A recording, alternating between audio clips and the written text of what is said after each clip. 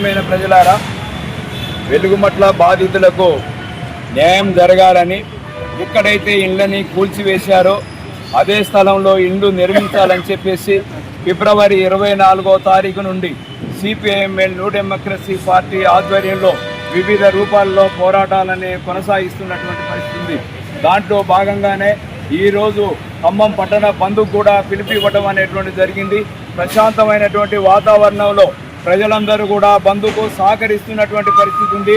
CPIML new democracy తీసుకున్నటువంటి నిర్ణయం ఏదైతే ఉందో ఈ నిర్ణయం సరైనటువంటిదని వ్యాపార వర్గాలు, వాణిజ్య వర్గాలు, వివిధ వర్గాలకు సంబంధించినటువంటి ప్రజలందరూ కూడా శాంతియుతంగా బంద్కు సహకరిస్తున్నటువంటి పద్ధతిలో బంద్ విజయవంతం అవుతున్నటువంటి సందర్భంలో పోలీసులు బంద్ని విచ్ఛిన్నం చేయడం కోసం మమ్మల్ని అక్రమంగా అరెస్టు చేసి తీసుకొచ్చి ఖమ్మం 2 టౌన్ పోలీస్ స్టేషన్లో నిర్బంధించడం అనేటువంటి జరిగింది. ఇది దుర్మార్గమైనటువంటిది. పాలక వర్గాలు వ్యవహరించినటువంటి పద్ధతిని ఈనాడు ప్రజలందరూ కూడా వ్యతిరేకిస్తున్నటువంటి పరిస్థితి ఉన్నది.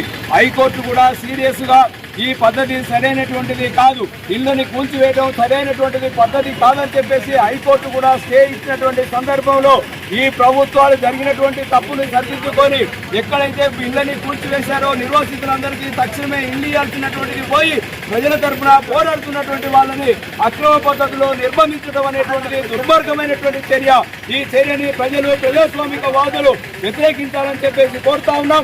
అక్రమ అరెస్టులతో ఉద్యమాలను ఆపలేరు అనేటువంటిది సందర్భంగా స్పష్టం చేస్తున్నాం. వెలుగుమట్ల బాధితులకు న్యాయం జరిగేంత వరకు సిపిఐఎంఎల్ న్యూ డెమోక్రసీ పార్టీ ఆధ్వర్యంలో ఆందోళన కొనసాగిస్తామని చెప్పేసి ఈ సందర్భంగా తెలియజేయడం అనేటువంటిది జరుగుతాం.